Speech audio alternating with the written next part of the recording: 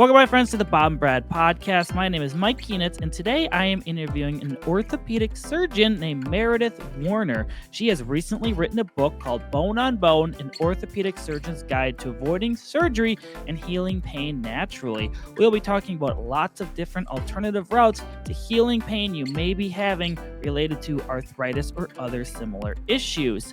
So without further ado, here's Meredith. Welcome to the program, Dr. Warner. Thank you so much for joining us today. Well, thank you, Mike. So we are going to be talking about a book you have written, which is available for pre-order now, coming out in May, and it's called Bone on Bone, an Orthopedic Surgeon Guide to Avoiding Surgery and Healing Pain Naturally. Now, I did not expect that to hear from an orthopedic surgeon. Right, and that, I think, in a nutshell, is the fundamental problem. Yes. You know, if you are a hammer, everything is a nail. Sure. That makes sense. That is a myth I'm trying to dispel.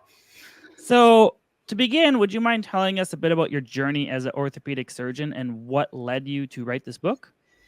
Sure. So I did my residency at Tulane in New Orleans, went to medical school in Jefferson in Philadelphia. And, you know, when you're a resident, at that time we were working 120 hours a week, not sleeping. So you're sleep deprived, you're just trying to learn basics. So there's not a lot of time for, I guess, deep thought or start trying to question or reflect or improve, which you're just trying to learn the fundamentals of surgery, of looking at x-rays, of doing a physical exam, et cetera. After residency, I did 4 years active duty in the military. So that was interesting because first I started in New Orleans, which is sort of like a war zone sometimes. And then I actually got deployed to war zones. And so then you're treating true injuries, you know, like gunshot wounds, bomb blasts, car accidents, everything like that. And so again, it's all very mechanical, very broken femur, put nail in, fix, look at x-rays, is it reduced, et cetera, et cetera. So again, no time for reflection or deep thought, but over time, and I was a resident right when the opioid epidemic was sort of becoming a thing, and when OxyContin reps were still coming around to the clinics and stuff. And so I kind of started to see this growth of people not ever getting better and needing more and more narcotics, despite the fact that all of our trade journals were talking about all of these improvements in our technology, and you know, the wear rates of plastic and the total knees are better, and our surgery is better, and our suture anchors are better. You know, all this technical stuff's improving, but meanwhile, I'm seeing these patients come into clinic who are just never getting better. I see in the community more and more people addicted to narcotics.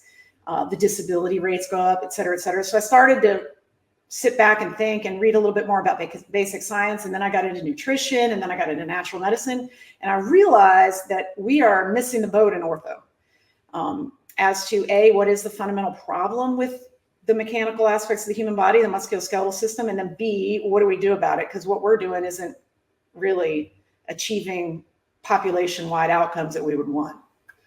Sure. So if people want to find out more information about you, where can they go? Well, my practice has a website, and also I have a natural medicine company that I started during this journey, which we can talk about if you want. The best place to go is thewelltheory.com, because that's where you're going to have the banner link to the book, which kind of summarizes my years of research and experience getting people better naturally. Sure. So you sent us a copy of the PDF of the book, so I got to look over it. So some of these questions are going to be about the book specifically for just if our audience is curious. Okay. So in your first chapter, you talk about the roles of MRIs in diagnosing pain issues. Could you explain some of the concerns you have with solely relying on them? Yeah, so I realized a number of years ago, and there's actually a lot of really decent peer-reviewed literature on this subject. What I realized was that you can get an MRI and you can get a beautiful picture, and it's amazing technology, and you can see into the human body more or less down to, you know, sometimes if the MRI is good enough, you can even see layers of cartilage. So the technology is awesome, but what wasn't working, there was no correlation, and there's still no true correlation between what you see on imaging and how somebody feels. So ortho has still today and always followed sort of that mind-body separation, the biomedical approach to care. Like, Your shoulder hurts. I see a tear on that MRI, so that must be why your shoulder hurts. Forgetting about everything else about this person, every other attachment there, every other piece of connective tissue, any inflammatory cytokines, anything that has to do with advanced glycation end products from hyperglycemia, things like that. You just focus on what's on an image. The problem with MRIs is they have a very high, what we call false positive rate. So almost everybody has a finding on MRI, but it doesn't necessarily mean that's the true source of a problem. They've done studies on hundreds of people with no pain, and they've done this in the shoulder, the knee, the back, the cervical spine, the foot, the ankle, name a body part. You do MRIs of 100 or 200 people with no pain, and about 50 to 60% of them are going to have a finding, like a torn meniscus, a torn labrum in the hip, arthritis on their whatever. But it doesn't mean that that's the problem, because this is a group of asymptomatic people with no pain. So by definition, that means they're false positive findings until proven otherwise, right? Yep. Problem is, in medicine nowadays, everything's so cookie cutter and fast paced that you throw up the MRI and you say, oh, you have a disc, we must operate. Oh, you have a meniscal tear, that's why your knee hurts, we must operate. Oh, you have a labral tear in your hip, we must, so on and so. I mean, I could go on and on and on, but I don't believe that's true. And I'm sort of proving that in my practice. And I think there's a few more of us out there. There's a few more orthos starting to think the way I am. And you're starting to see it in the literature more, that you just can't rely on these studies. It's too high of a false positive rate. Yeah, I remember old patients we had, and they had knee replacements, and they got both knees checked out, and they said, well, the knee that hurts more is in better shape according to imaging. My other knee looks terrible, but it doesn't bother me at all. So I know, it's amazing. Yeah, there is no correlation between what you see on an x-ray and how somebody feels. And nobody to date has ever been able to prove that connection. So in your clinic now, do you still perform surgeries if needed, or do you just primarily focus on the natural healing aspects? I mean, I love operating, don't get me wrong. I love surgery. Sure. But what I will tell you, I work very closely with physical therapists. They're actually in the building with me, and we talk all day long, every day. It's not the way it normally is in ortho, as I'm sure you're familiar with. Mm-hmm. We're in the same building. The gym is right next to my exam rooms. And so, to their, I guess, credit and to my detriment, a lot of our patients do get better non-operatively. And so a lot of the run-of-the-mill surgeries have gone down, but I still teach for LSU. So I still have to treat a lot of old trauma from gunshot wounds and car accidents and people falling off roofs and breaking their calcaneus or things like that. And I do a lot of peripheral nerve surgery for like entrapments and nerve transfers, things like that, and some orthoplastics things. But the run-of-the-mill, like you have knee arthritis, we have been successfully treating it non-surgically, hip arthritis, back pain, neck pain. But yeah, I still operate. There's still always going to be a role for surgery. I personally just think it's a little bit overdone. Sure. So you mentioned the importance of antioxidants countering chronic inflammation for musculoskeletal health. So why is this so important, and how can people get more antioxidants into their lives? Okay, so this comes down to what I think is one of the fundamental problems of the musculoskeletal system, and why people come into my clinic all stiff and they're achy and they have pain all the time and they creak and they crick, can't do what they wanted to do. If they get on the floor, they can't get up, they can't play with their grandkids, they can't run, there's no more sports in their lives. It's the same fundamental problems that are also giving people diabetes, cancer, dementia, what have you. It's chronic low-grade inflammation and oxidative stress. So what is oxidative stress? This is where antioxidants come into play. When your body makes energy from food, one of the byproducts, I think of it like exhaust from a car when you're running your fuel. One of the byproducts are free radicals, which are unpaired electrons really off of molecules. And the body and nature do not like an unpaired electron. So these unpaired electrons are always going to seek a match to make an even number. And what they do is they glom onto the fat of the cellular membranes, the DNA, the proteins in the mitochondria, the proteins in the cell, and they basically start destroying things. So the role of antioxidants, and your body makes its own antioxidants on a daily basis. I mean, we have a system set up to combat this, probably because we evolved, with the sun and all the UV rays and everything. You have a system for that. The problem is, because of our current diet and lifestyles, we have a very low level of natural antioxidants. And the role of antioxidants is to take these unpaired electrons and combine with them and neutralize them effectively. So it's a defense mechanism to protect your DNA, to protect your cellular membrane from destruction, your proteins, your mitochondria. So when you take exogenous or like consume antioxidants, for instance, let's say you eat some blueberries, you're helping your body out tremendously by adding these neutralizing elements, which will combat the oxidative stress from pollution, from stress, from poor diet, from lack of sleep, et cetera, and poorly functioning mitochondria.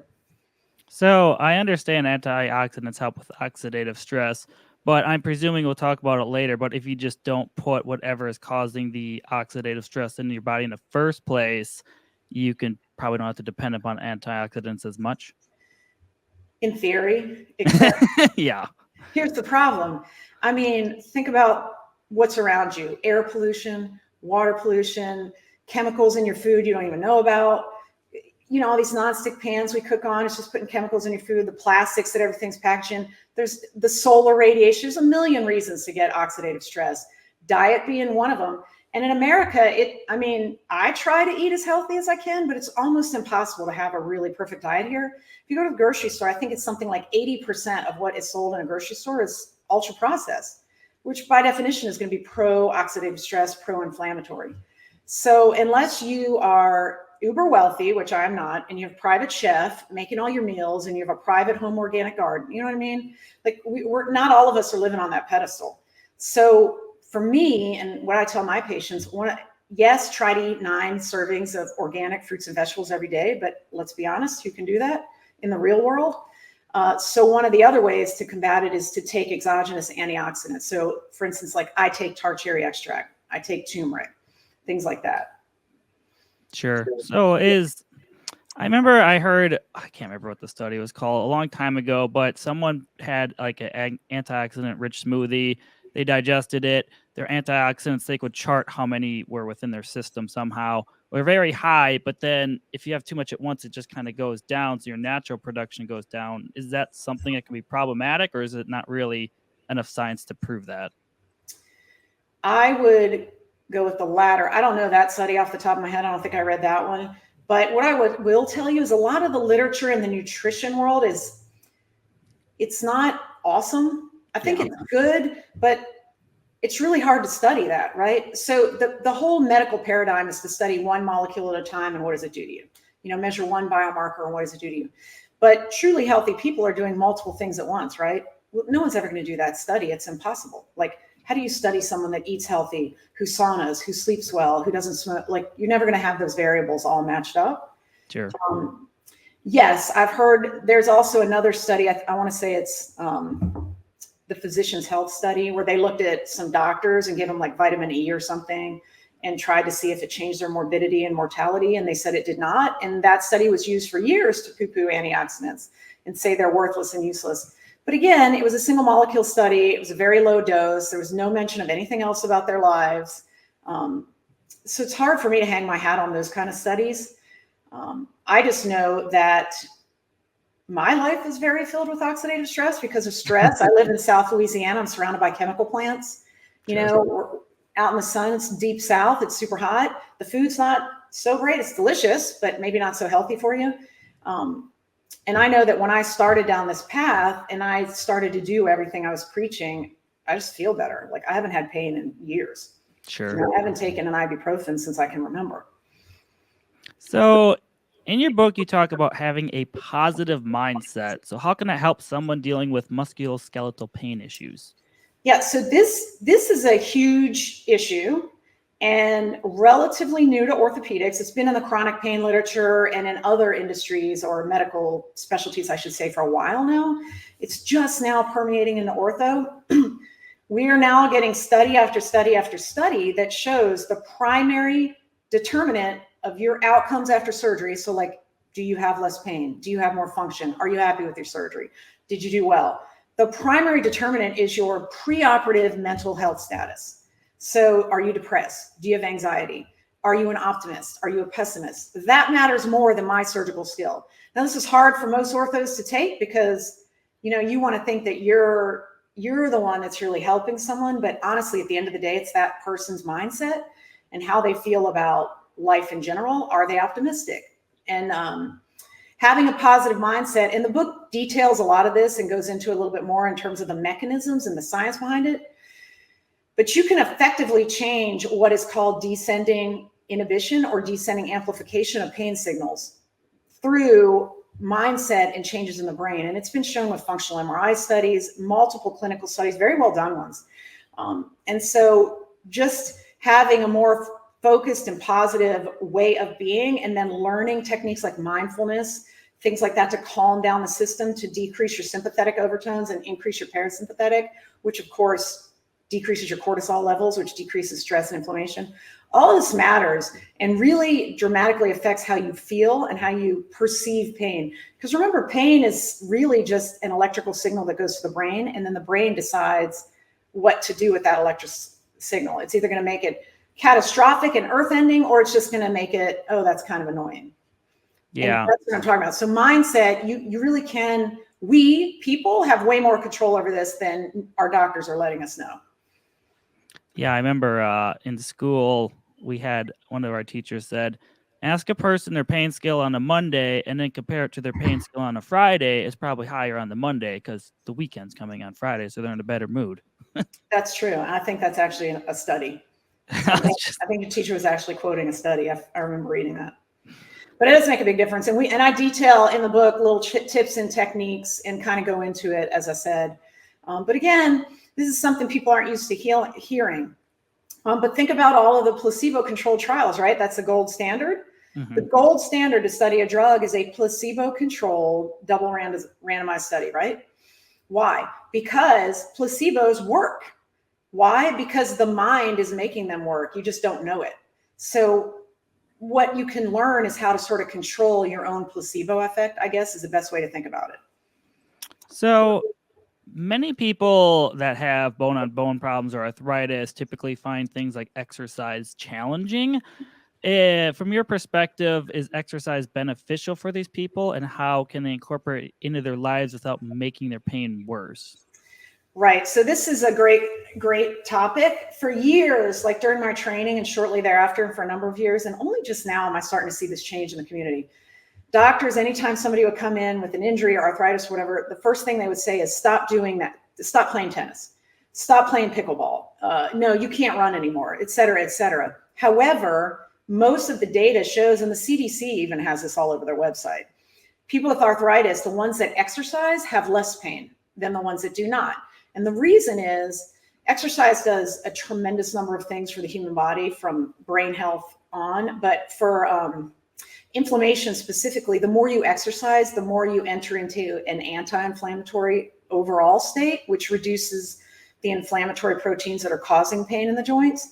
If you get stronger, your muscles get stronger. That means your bones are getting stronger too, which also diminishes pain. And you increase, I call it like hydraulic shock absorbing around the joints, is how I try to explain it to patients. You know, if your quad and your calves are nice and rehabbed and strong, you're by definition going to have less knee pain. But you also have to have strong hips, as you're aware, and things like that. So exercise diminishes inflammation, increases strength, increases flexibility, also increases mental stress, which goes to the mindset thing again. So the less mental stress you have, the less depression, the less pain you have.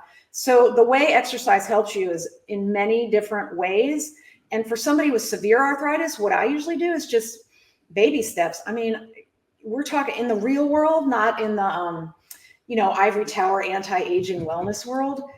You're talking about people that, if they're lucky, they get, an hour a day to themselves between taking care of kids, going to work, commuting, shopping, doing errands, right? Most of them are stuck at a desk all day and have grown up eating ultra processed foods. They're highly stressed, highly inflamed. So I've gotten it down to as simple as telling people to set a timer for every hour at your desk and get up and just walk in circles in the office for 5 minutes.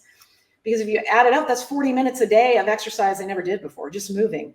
And even just fidgeting increases your lifespan. So if you could add 40 minutes of walking a day, that's a start. And then you build from there. So for the real world, it's baby steps is how I think of it. You just got to start small with simple movement. And then eventually you're going to add resistance exercise, 150 minutes of zone 2. For the elite of us, maybe you're going to do some high intensity exercise. For my patient population, that is not happening. So I just try to get them maybe some zone 2 a few times a week. You know what I mean? But anything helps. And they've been showing this in more recent studies. Used to be that unless you did 150 minutes a week, you aren't going to get any benefit. Well, now we know that's not true. You know, even 5 minutes a day is going to help you out a lot. Yeah. I know what zone 2 is, but for our audience, could you describe what you mean by that? Yeah. So a lot of the fitness gurus break aerobic exercise into these zones.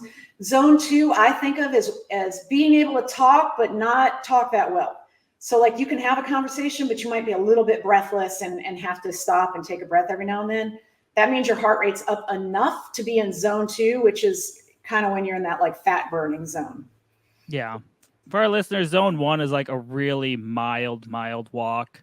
Zone 2, it just depends on your fitness level. It's based off of 5 zones of heart rates. But right, like my zone 2 is probably way different than yours because you're probably in much better shape than I am. Yeah, it depends on age and your aerobic capacity, essentially. But so in the book, you have a chapter on the importance of diet, which we talked a little bit with antioxidants. Could you share some simple tips for optimizing one's diet? Yes. So, and again, I go into great detail in the book on this, but my personal favorite for diet, the most approachable, the most studied, the most evidence behind it is a Mediterranean diet or the Mediterranean lifestyle. So this is an omnivore approach. So, you know, there's people that are pro-carnivore, there's people that are pro-vegetarian, people that are pro-vegan. I'm a little bit easier than that and not as strict. And I think Mediterranean is the way to go. And there's a few reasons. The olive oil, which is naturally anti-inflammatory in and of itself. The higher levels of omega-3s, which we don't really talk about yet, but we'll probably talk about if we talk about supplements, which are naturally anti-inflammatory and also will actually help you become more flexible and are good for brain health. And then, of course, the high levels of fiber with the vegetables and fruits. You're supposed to have 9 servings. Again, who can do that? I mean, I can't. That's impossible, I think, unless you have a private chef.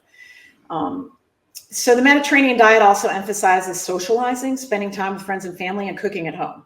So one of the first things I tell people to do is you just have to start cutting out as many ultra-processed foods as you can, no matter what else you want to eat. Like just anything that you don't think is growing on a tree somewhere or close to that. Like there is no Frito-Lay tree or Cheeto tree, right? So if it's something that has to be engineered and made in a factory setting, probably try to avoid it if at all possible. Of course, it's not going to be 100% because that is the vast majority of what's available. But just avoiding those foods is the first tip. The Mediterranean diet's the second. And then I go into a little bit of detail about things like time-restricted eating and intermittent fasting, which to me is the simplest trick. If you're trying to eat less or eat better, just shortening your feeding window just takes a ton of mental stress out of the whole situation.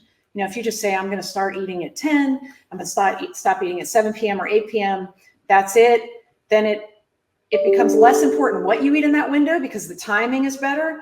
But then you're more able to focus during that window on healthier things like trying to eat Mediterranean and not ultra-processed. So those 3 things, time-restricted eating, Mediterranean diet, and avoiding ultra-processed foods are probably the main takeaways. Yeah, I will. I'm not old enough to have arthritis yet, but I have had a couple of hand injuries. And I remember during the recovery process after having surgeries, if I ate bad, my hand would just balloon up and swell and be annoying. And if I ate good, it was normal. So it definitely plays a big role. Oh, a huge role. I don't know if you remember that movie. I can't remember the guy's name, but where he ate McDonald's for a month and that was it. Yeah, I think it was Super Size Me. Yes. It was like hard to watch that. Just made me feel worse and worse. This is a side tangent, but there was another guy that did a study himself, and he only ate McDonald's too, but he didn't overeat, and he was actually okay, which I thought was interesting. But I mean, I'm not sure. It's pretty hard not to overeat those foods, and I don't feel great when I eat them either. So yeah, hugely energy dense. That's what you want to avoid. Yeah. So can you explain the benefits of supplements in dealing with joint pain? I know on your site you have lots of different options depending upon certain issues. Yeah. So one of the reasons I did this book was to kind of give people a resource they could go back to again and again. And you know, I see 30 patients a day or more. And I don't have time to explain all of this to every patient, although I would like to. That's why I do webinars and things like that for free education. But one of the, I guess the nidus for the book was I started recommending supplements to people because I found that everyone's D deficient. Everybody's magnesium deficient. Nobody there's such a wound healing problem. So I figured everybody's got to be zinc deficient, so on and so forth. And so one of the first things I came up with, well, way back in the day, I used to tell people, go buy calcium, magnesium, vitamin C, zinc, and then take it all when you're healing from the surgery. Well, people would come in with like a little plastic bag filled with 8 pill bottles. So the first one I came out with was combining all of those basic supplements that help musculoskeletal surgery heal, which turns out is just helping your immune system, right? Because all of healing and all of fighting coughs and colds and all of fighting pollution, that's all just your immune system. So the only way you heal is with macrophages and neutrophils, et cetera, et cetera. It's the same system, just being applied differently. So for joint pain, you have to reduce inflammation, reduce oxidative stress, and support your connective tissue, support your collagen, right? Vitamin C is integral for the collagen fibers to form the crosslinks that keep it strong, right? You're not going to have good, solid collagen without vitamin C. Bone, you're going to need calcium, magnesium, and D3, right? So on and so forth. So the basic fundamental supplements were all designed towards healing, but then to reduce inflammation, omega-3s are naturally anti-inflammatory. So if you can fill your body with more omega-3s, those molecules go down an anti-inflammatory pathway when the immune system is turned on, as opposed to omega-6s, which is what's in soybeans, soy oil, corn oil, most of the processed foods we eat. The omega-6s go down a pro-inflammatory pathway, which ends up being destructive. The omega-3s go down a healing pathway, which ends up being beneficial to us. So just taking omega-3s, you're automatically less inflamed systemically. So that reduces joint pain. And then things that, again, sequester these free radicals, those unpaired electrons that are floating around. So one of my favorites is tart cherry extract, because I used to drink tart cherry juice and think I was doing myself a favor. Well, what is juice but a shot of sugar, right? So once I figured that out, I switched to just taking the extracts and not getting the sugar shot with it. But that increases your ability to harvest and neutralize those unpaired electrons, which of course reduces joint pain. Vitamin D3, there's receptors on chondrocytes in the cartilage and on bone cells. So if you're D deficient, your body knows it. Magnesium is a cofactor for like 300 enzymatic reactions, so is zinc. So for you to be able to repair damaged cartilage, repair damaged ligaments and tendons, and feel better, you have to have these micronutrients on board, or you just don't have the building blocks to do it. So that's where this all began. So when it comes to omega-3s and omega-6s, I guess just for our audience, since they're kind of the layperson, those are essentially fatty acids. I know oftentimes in foods, you want to try to have them equal at least, right? Even though a lot of foods have more 6 than 3. So what's the role of like omega-6 in the body that's positive? I know you mentioned it could be oxidative. Yeah, so I mean, omega-6 are the primary ingredient of your cell membrane, the phospholipids that form the surrounding caps. Think of your cell like a water balloon. The actual balloon material is the cell membrane. Sure. And inside are going to be all your organelles and your mitochondria and everything in the DNA. Well, most membranes, the ratio of omega-6 is always going to be more than omega-3s. Okay. And that's just has to do with where the carbon double bond position is in this polyunsaturated fatty acid. But the problem in our country is we really don't have any omega-3s unless you're really seeking them, because every ultra processed food is made with the cheaper corn oils and cheaper soybean oils. Nobody's going out and harvesting algae to make potato chips. You know what I mean? So we're all filled with omega-6s, which you need, which are fundamental to your body. But if that's all that your inflammatory pathway has as the first product that the phospholipase A2 enzyme breaks down and turns into prostaglandins and other inflammatory cytokines, if you only have the omega-6 building block, it's going to always go to prostaglandins and always go to these pro-inflammatory damaging cytokines, whereas the omega-3s go to things called resolvins and protectins. I mean, the names just even sound better. The little proteins that induce the healing components of the inflammatory cascade. So you need both, but for instance, the omega-3 index, this is a kind of a way to test how much you have. In Japan, I think their level's like 10 to 12%, something like that. And most Americans are like 3 to 4%. And I may be off a percent or two, but we're just terrible with it. And so as a consequence, our lives are shorter, and that's been shown in studies. It prolongs your life if you have a higher omega-3 index. We feel stiff because the other thing the omega-3s do inside of that water balloon, the cell membrane, is it makes it more flexible. Omega-6s are very stiff and they don't allow movement. And if you don't have a flexible cell membrane, none of the receptors work right, none of the channels work right, none of the pores for the ions, et cetera, work properly. And then your connective tissues and your collagen gets very stiff. And so you get achy and creaky. And these are the people that I say, oh, show me where it hurts on your foot. And they literally can't even get down to their foot. And then they can't pull their leg up to touch it with their hand. They have to show me with their other foot because they're so stiff. You know what I mean? Yeah. Yeah. I'm picturing old patients right now. Yeah. But you need some omega-6s. We just don't need nearly as many as we're almost like foie gras, like we're ducks just being force fed all of this crud and then wonder why we feel bad. Yeah. So what alternative therapies have you found effective when combined with traditional orthopedic treatments? In your book, I know you go into a lot of different subjects here. Yeah, well, I don't know if this is considered alternative, but my primary go-to is physical therapy, without a doubt. I'm a huge fan of physical therapy and physical medicine. And if you have a good physical therapist, and most of them are pretty good, but if you have one that's like really understands the fascial lines, like the line of fascia that goes from the skull all the way down to the plantar fascia, and all of the interconnections and how it works with the spine in terms of movement and motion, you can really dramatically affect people's lives without surgery.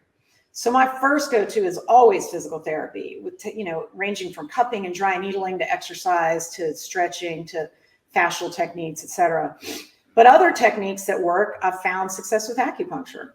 I try to get people to use saunas, to use cold plunges if they can. Things like infrared light. There's a lot of photoreceptors that we don't even think about that work really, really well. Going out and getting some sunlight in the early morning, making sure you're on a solid sleep schedule. All of these you would consider voodoo and alternative, but there's just a ton of data supporting them, and it really works. And we've been successful here in my clinic, and I know that there's people out there feeling great because they've started to do more of these so-called alternative. And when you say alternative, you mean not pharmaceutical and not surgery, right? I mean, not from the U.S. based, I should say. Okay, right. So if you think back how medical schools started in this country, which when I learned this, it's you feel like kind of like somebody's pawn. Rockefeller started the whole world of medical school as we know it, basically to create a sales force for the drugs that his partner at Bayer Pharmaceuticals wanted to sell. So they got together and created medical schools, which effectively made a pharmaceutical sales force. So everything when that happened, and this is back whatever year that was, forever ago, everything after that became so-called alternative, right? But look at Chinese medicine. It's been around for how many thousands of years? Ayurvedic medicine in India, how many thousands of years? And all those people seem to be healthier than we are. So I don't know. These are the things I sort of think about, that maybe we're not on the right path. Maybe we should incorporate some of these other things. And I'm not saying all pharmaceuticals are bad by any stretch of the means, but I don't think that's the only answer. Yeah. I remember years ago, I worked with a retired MD who was in his 80s at the time when I worked with him. And he was just saying how much doctoring has changed and how everything is they only know their one little component, and then they want to give you a pill for every little thing you have. And he just kind of shook his head at it. Yes. So there are pills for the side effects of pills for the side effects of pills. Yeah. I mean, I have patients with a medication that's like 40 long. I mean, that can't be right, but that's what happens. Yeah. Unfortunately, it's convenient, and it's what they reimburse for nowadays. That's the other problem. Yeah. So you have a section on the Warner protocol in your book. Could you explain what that is and how it can help with pain?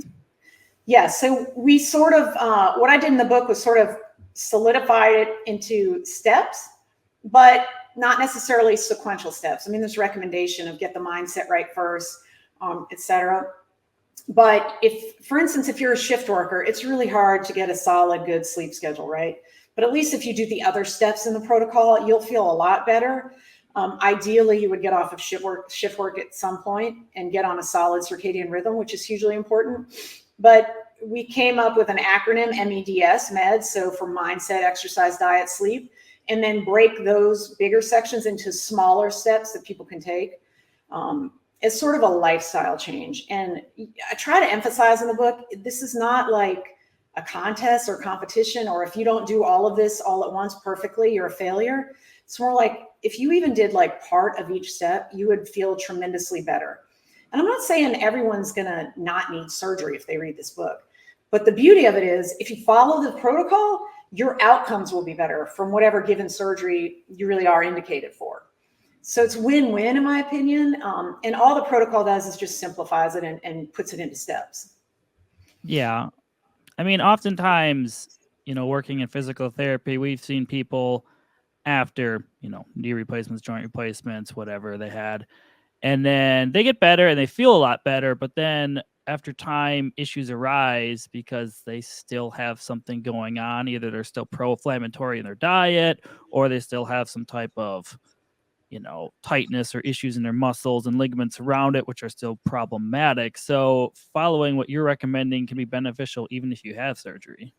100%, yes. And as you know, and the literature supports, 1 out of 5 people after total joint surgery is not happy. They don't have the outcome they wanted. So 20% is that's not solid. The survivorship is 95, 98%, right? So that means they don't need a revision and the x-rays look good. But clinically, 20% aren't happy, and probably for the reasons you're saying, which, yes, the protocol will help those folks as well, because I have those patients. Yeah. I mean, I remember the few that get a knee replacement and then they're like, I'm taller on this side now, and they get a little. Yeah, that's always that's not a desired outcome. We'll just say that. So are there situations, I know you did mention this a little bit earlier, where surgery might be the best option for a patient? And if so, what are those circumstances? Yeah, I mean, if you're 70 and you fall and you break your hip, there's no question that surgery is the answer there. You need to get either the hip replaced or the hip repaired, depending on, the underlying arthritis and age and different factors. If you have a foot drop, you probably need to get that fixed. And I'm talking, foot drop is when one is unable to pull the foot up to clear the floor when they're walking, and they tend to trip. And that ranges from, an L5 radiculopathy from a spinal disc to a perineal nerve entrapment. Those kind of things require surgery. Sometimes you really do have a true injury, like a massive ankle dislocation or some kind of massive ankle sprain that doesn't get better, and you have recurrent instability, things like that. So like I said, I think there's always going to be a role for surgery. I just think for the elective surgeries that are performed for aches and pains and like the stiffness and just the general, what is normally associated with age, but I don't really practice ageism. So I think it's really more prolonged lifestyle, but it can be reversed. Those kind of things, I think you really should seek to not have surgery for a number of reasons. Surgery is expensive. It's a lot of downtime. It's not without risks. Anesthesia is not without risks. There's a lot of brain changes that happen after anesthesia that you don't really want. It's annoying. It's inconvenient, et cetera, so my goal is really just to empower people to have the choice. You don't have to have surgery just because somebody said you do. If that ends up being the right choice for you, great. But here's another option you could also try. Sure. Yeah. And most of your options, I mean, they're not going to have a negative effect on you, even if they don't make your pain completely disappear. Right. And I go into that in the book as well. The side effect of following this protocol to avoid orthopedic surgery and to feel better physically, the side effects are less risk of dementia, less risk of cardiovascular disease, less risk of diabetes, less risk of cancer, on and on and on. All of what we call the non-communicable chronic diseases. Okay. Stuff you can't catch, but that are scourges of society right now. Sure. So if someone is unsure about undergoing surgery, what one piece of advice would you recommend for them? Yeah, I mean, I think we live in really a scary time because of the internet and the availability of things like podcasts and YouTube, but it's also a great time because people really can educate themselves now. I mean, think about before Google, which is in my lifetime, you had to literally go to the library and sometimes go to the microfiche machine to like you had to go find the book with the Dewey Decimal System, et cetera, et cetera. Now you can just click on a YouTube video and watch somebody talk about inflammatory stress all day long. So the first thing is to educate yourself. And my patients are great at this. They love reading. They love learning. The second thing I would tell people, and I do this all the time, is get another opinion. Go get an academic medical opinion versus a private practice, or one of each, because it's two different schools of thought, and there's a lot of groupthink in medicine. And then the third thing I would suggest is bring somebody with you to the visit. Maybe they don't talk during the visit, but maybe you could just bounce ideas off of them afterwards, like just a different perspective, so that you're really making an informed decision. That's the other purpose of this book, is really to let people really be informed for that so-called informed consent, which really isn't that informed if you think about it. Because who knows about the false positive rates of MRIs? Who knows about the fact that your surgical indication is based on where you live, not your actual problem? And that's been shown in very large, big database studies from like Dartmouth and other places like that. Who knows all this? Nobody does. So I'm just trying to spell it out really to help people be more educated and empower themselves. Is there anything else from the book you would like to mention that I haven't asked? Oh my goodness. You asked a lot of really good questions. I think we talked about pretty much everything. I guess what I really want people to know is this is meant to be approachable and uplifting, like not a very type A regimented, if you don't do this, you're going to feel terrible kind of a book, because there's enough of those. This is more like, here's some good ideas for you. And honestly, it really comes down to common sense. And I feel like when I wrote the book and when I read it after all the editing and publishing process, it's basically what my parents told me. Eat your vegetables, go to bed early, calm down. It's like all common sense, but now we've got data and science, and I talk about how the mechanisms work and how this really, how mindset really does work. Why does sleep really help you? Kind of explains it all and gives you like a guideline. But I mean, I hope people take it as an approachable and I guess positive tool, really. Sure. So would you mind mentioning your website again? Oh, sure. It's thewelltheory.com. And they can find your book. I know we have a link that your assistant just sent us, so we'll link it down below if you want to pre-order the book. And thank you so much for joining us today. Well, thank you so much. Did you have any more questions for me? I don't think so. Great questions.